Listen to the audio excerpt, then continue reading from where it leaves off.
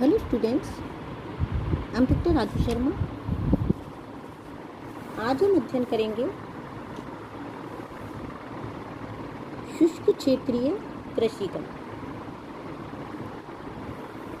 शुष्क कृषि प्रमुख रूप से नाजुक, ऊंचे जोखिम वाली कम उत्पादक कृषि पारिस्थितिकी तंत्र से संबंधित है। भारत के कृषि परिदृश्य में शुष्क क्षेत्रीय कृषि का प्रमुख स्थान है। देश में ये वो कृषि क्षेत्र हैं जहां वार्षिक वर्षा की मात्रा 75 सेंटीमीटर से कम पाई जाती है। इन क्षेत्रों में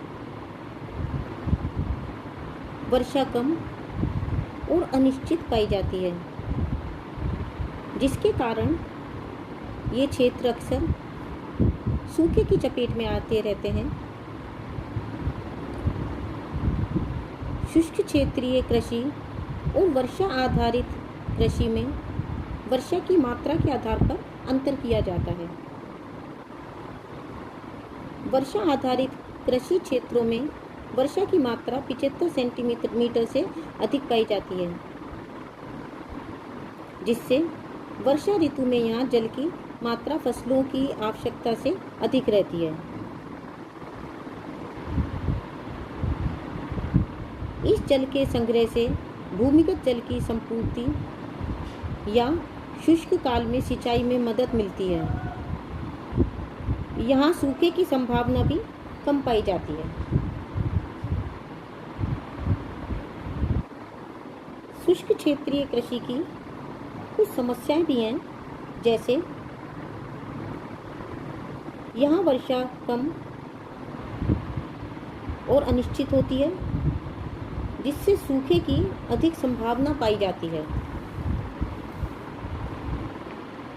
यहाँ की मिट्टी बलुई होती है, जिसमें पोषक तत्वों की कमी पाई जाती है। इन क्षेत्रों में मिट्टी के अपरदन की समस्या बहुत ही अधिक उग्र होती है।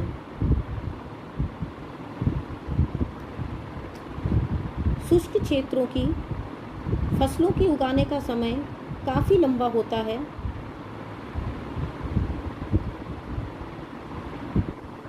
शुष्क क्षेत्रों में अधिकांश कृषक गरीब होते हैं और उनकी आर्थिक स्थिति दयनीय होती है।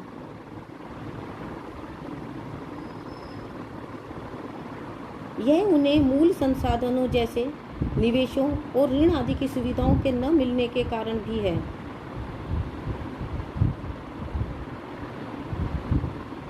खेतों के बिखराव के कारण यहाँ कृषि का जो मशीनीकरण है उसकी कम संभावना पाई जाती है।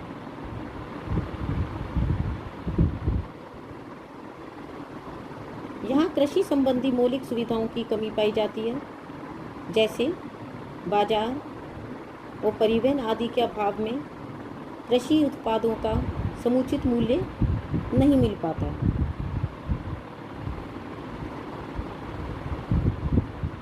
शुष्क कृषि के विकास हेतु कुछ सुझाव भी हैं, जैसे शुष्क कृषि क्षेत्रों में जल को सुरक्षित करने हेतु समोच्च रेखीय कृषि, मेड़ों और बांधों द्वारा जल को अवरुद्ध करने की आवश्यकता बहुत अधिक है। यहाँ सूखे को सहन कर सकने वाली फसलों की खेती की जानी चाहिए।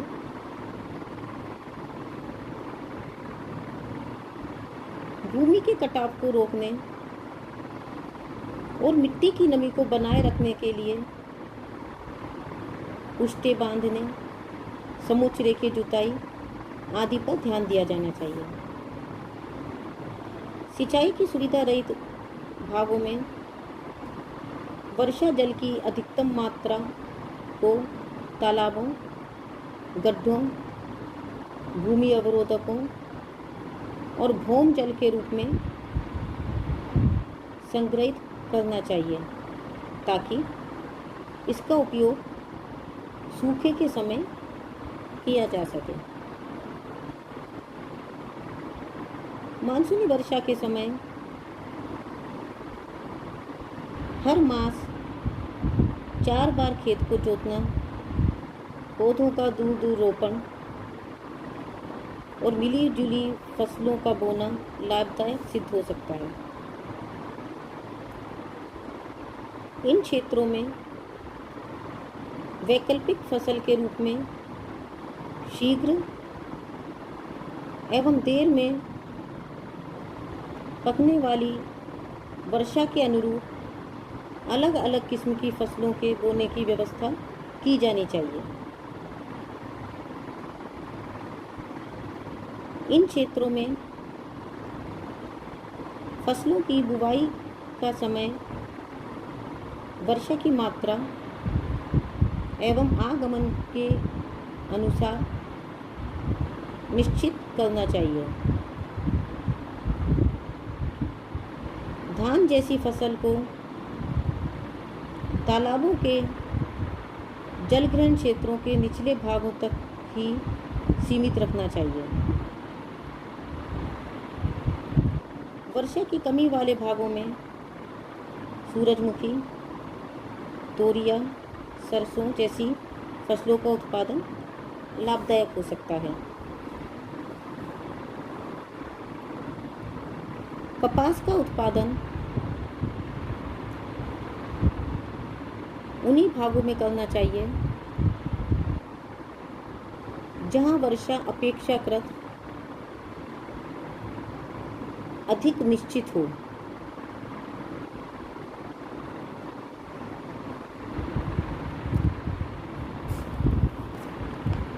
कीटों और बीमारियों की रोकथाम हेतु कीटनाशकों और दवाओं के प्रयोग पर बल दिया जाना चाहिए।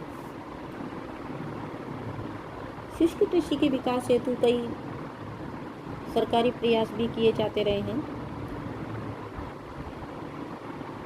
जैसे कि 20 सूत्री कार्यक्रम के अंतर्गत शुष्क कृषि के विकास को सम्मिलित किया गया है। शुष्क कृषि के समुचित विकास के लिए अनेक कार्यक्रमों की शुरुआत की गई, जिसके अंतर्गत वर्षा जल के वैज्ञानिक प्रबंधन से लेकर भूमि विकास, वृक्षारोपण, पशुधन विकास आदि कार्यक्रम सम्मिलित हैं। विश्व बैंक के सहयोग से जल विभाजक विकास हेतु एक पायलट योजना भी चलाई जा रही है।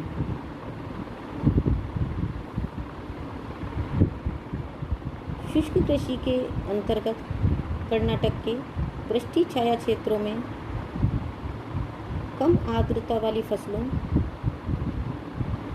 जैसे मक्का, सूरजमुखी, सोयाबीन, सरसों और मोटे अनाज की कृषि को प्रोत्साहन दिया गया है। शुष्क कृषि क्षेत्रों में सरकार द्वारा कृषि वानिकी, कृषि बागवानी और वन चारागाह कार्यक्रमों को वैकल्पिक भूमि के उपयोग पद्धति के रूप में प्रारंभ किया गया है।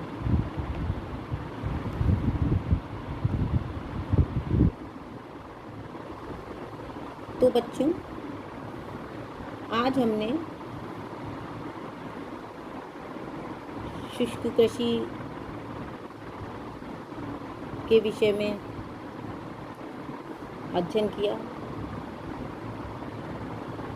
शुष्क कृषि क्षेत्रों की समस्याओं का अध्ययन किया